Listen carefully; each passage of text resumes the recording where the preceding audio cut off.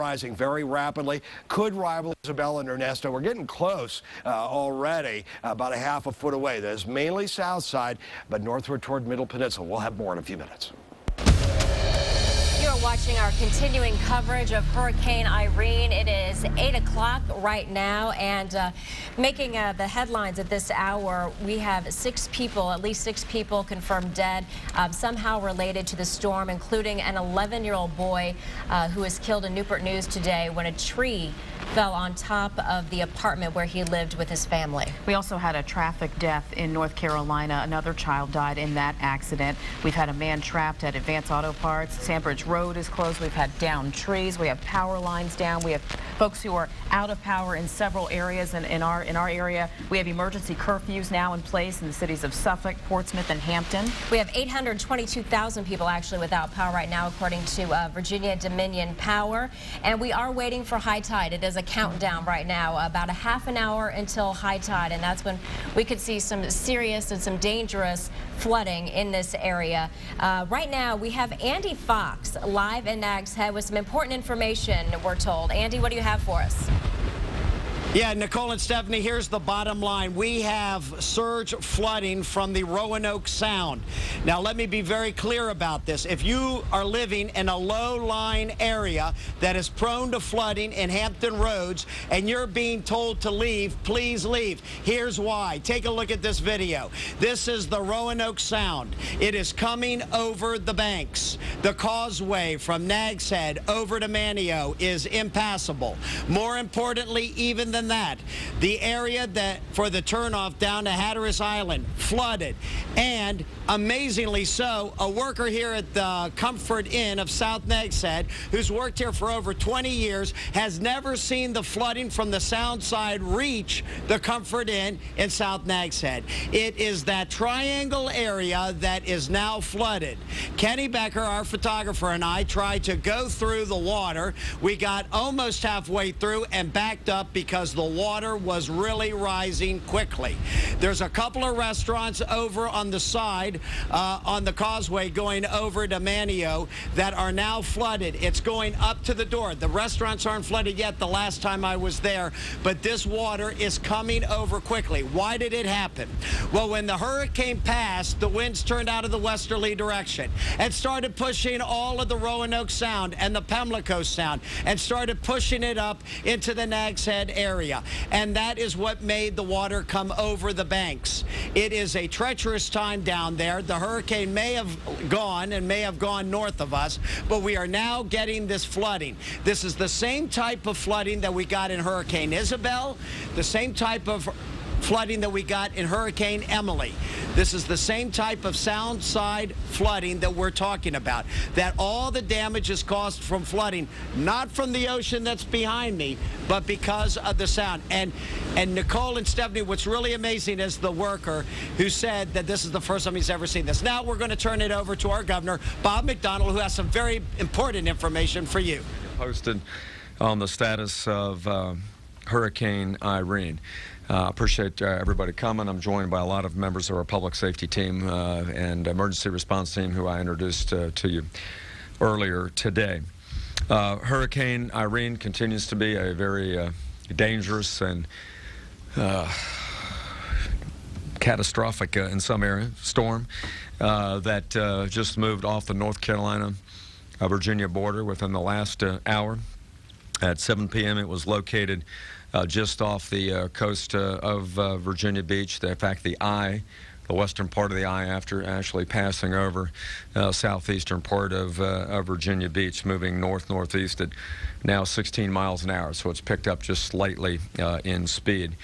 Sustained winds at the eye about 80 miles an hour. There are numerous reports of sustained winds in Virginia Beach, northeast North Carolina now at 74, 75 miles an hour. And keep in mind, this is a storm that's got a very wide eye, and so there's going to be quite a bit of hurricane force activity. We expect that to continue for anywhere from 3 to 6 hours in Virginia before it subsides over the eastern shore.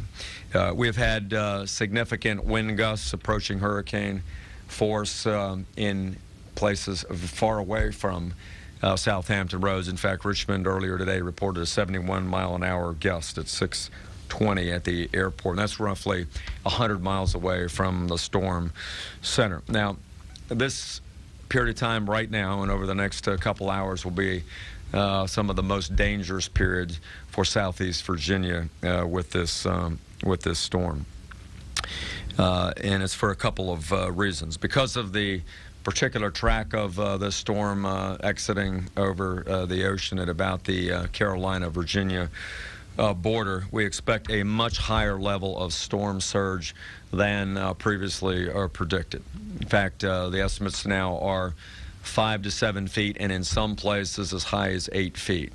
That would put the storm surge higher than Isabel, in fact higher than the 1933 storm that did tremendous damage in Hampton Roads. And that's the immediate concern. I just spoke to Mayor Sessoms and the emergency personnel down there, and that's the concern, is this northeast wind and northerly winds pushing water up against the coast.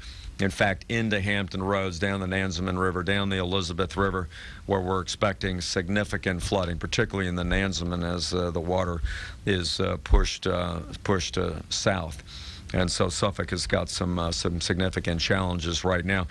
Yeah, I'm told that this is going to be a fairly quick event. Unfortunately, this is also astronomical high tide, 7 o'clock at the ocean front, 8:30 to 9 o'clock in the tributaries along the Nansemond, the James, and the Elizabeth rivers. So it's just a bad timing with winds at their peak at the same time as high tide. So storm surge is very dangerous, and of course we urge nobody to go down anywhere near the water right now because it's extremely hazardous.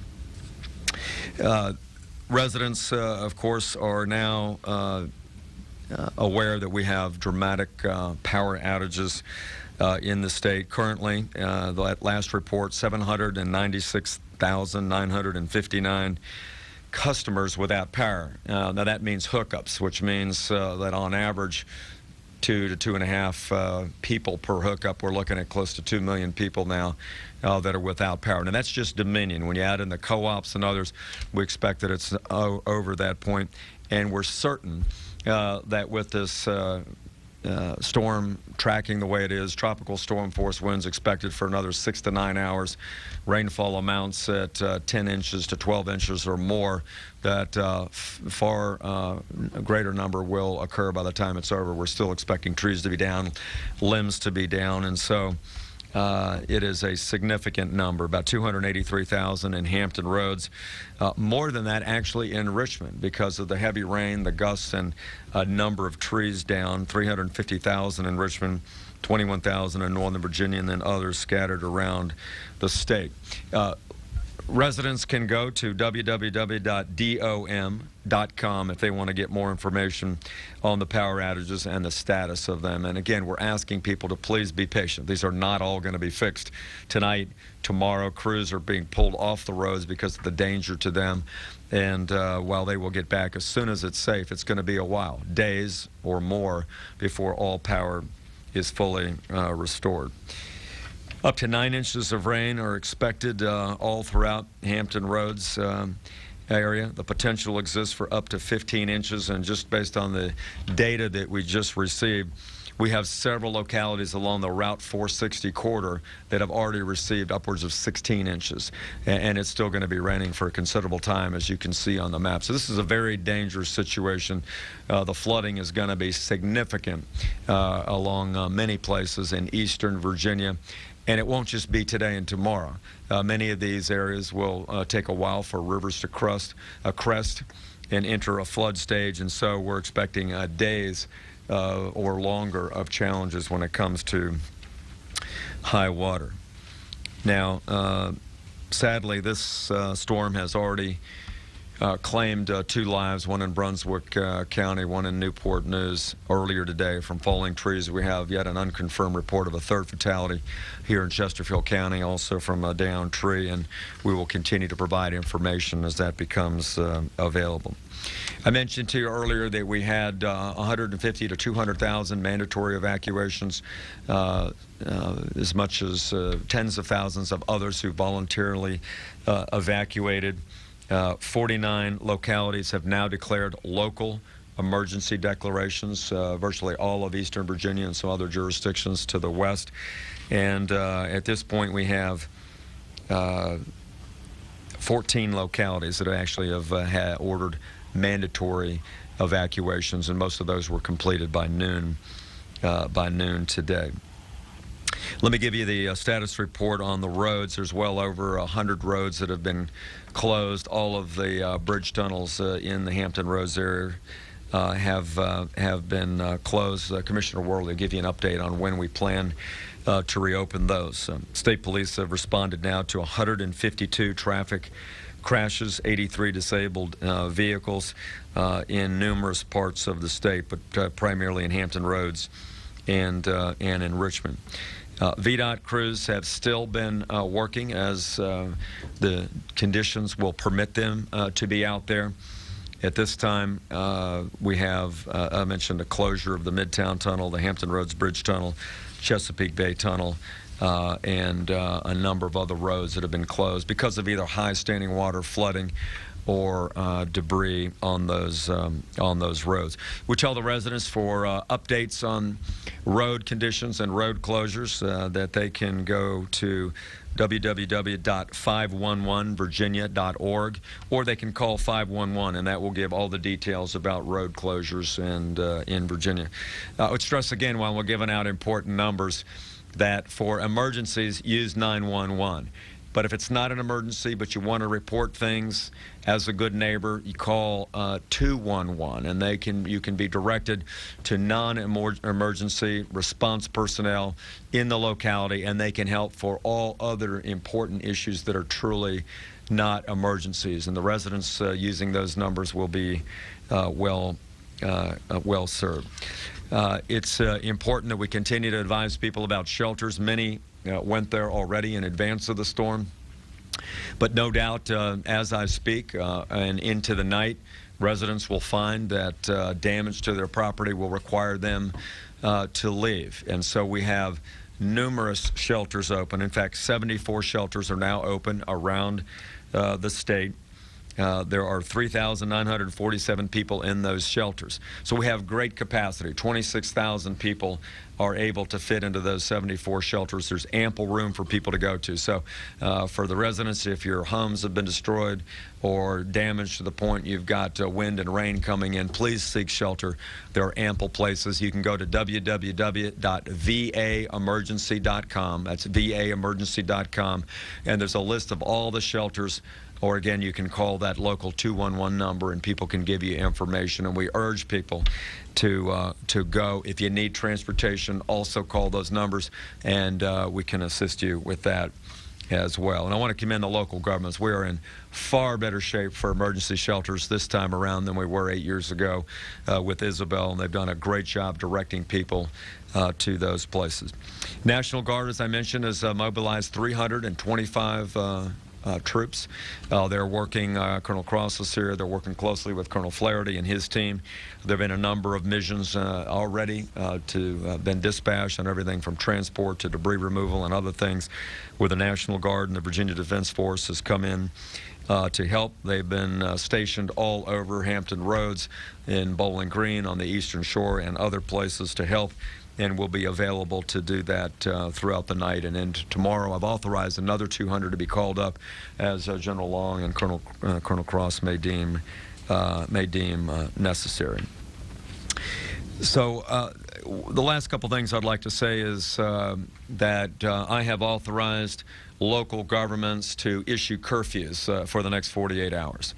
Several locations, Newport News and Hampton, have already used that authority and have ordered mandatory curfews during these nighttime hours. We'd like to have people in the cities and counties to refer to their local government information to find out the exact hours in their areas, but it is possible that other localities, based on the law enforcement conditions in that area, to do so. It is for a couple reasons. One is to promote public safety, but secondly, this is a very dangerous time. There's storm surge. There's flooding that is increasing at this time. There are countless power lines that are down, and this is the worst time to go out and begin to inspect your house or go out on the road. And we're concerned about that remotely, about concerns of looting. And so in the interest of public safety, localities are making the decisions about whether they want to enforce curfews. I would say also to all of our Virginia citizens to be good neighbors, help your neighbors. If you see somebody that's in trouble, please help them. Call those emergency or non-emergency numbers. But for now, please stay inside, stay off the road. Don't go out. Listen to your TV. Turn on your radio if you've lost power. Report power if you have a cell phone. If your cell phone's not working, please text. Text messages will work oftentimes when cell phones don't because of the volume of the traffic. And again, report everything you can to officials. If you choose to go to church in the morning, please be safe. Watch for, again, standing water and down power lines and down trees. There will be many, many of those all around. And finally, I'd like to thank to all the local officials. Again, I talked to all of the managers in local and Eastern Virginia tonight. They're all doing a terrific job. They've been working very well. With our distinguished friends from the federal government. Don and his team from FEMA have been outstanding. We had a news conference or a meeting this afternoon, or late this morning with the president, with the FEMA director, Craig Fugate, and they were very supportive of what we're doing, and we're going to continue to do everything we can to support the Virginians during this time. So with that, I'm going to now turn it over to Michael Klein for some further details about what's going on. Soon, as the storm winds down overnight, even though we've got 6 to 12 hours to go before it exits the eastern shore of Virginia, we'll begin to enter into the recovery phase, and that means VDOT and Department of Agriculture and others being out to help with a number of things, generators, ice, debris removal, and so forth. But this is the time to still stay inside and be safe. So, Michael, why don't you give us some other details? Thank you, Governor. Good evening. The State Emergency Operations Center remains at full augmentation. We will have the VERT team. Again, that's the 40-plus state agencies, our private sector partners, our volunteer and private nonprofit partners. All of the key responders in Virginia government are in place at this facility. They'll be working through the night and turning it over in the morning to the day shift, which is going to have their hands full. The way the system works is that when a locality runs out of resources or there's a need that they can't meet, they call the state EOC, and we're responsible for either providing that assistance from the state level or reaching out to our partners in FEMA and pulling that assistance in from across the country, whatever it may be. We stand ready to do that, but it's not always easy. You have to clear the roads. You have to get the trees out, and you've got to cut the power off to all those down lines before you do that. So we'll be working with our local counterparts during the night, and then especially tomorrow when daybreak comes, to respond and help protect further the citizens of the Commonwealth. The one thing I want to do is add to the governor's remarks about down the power lines.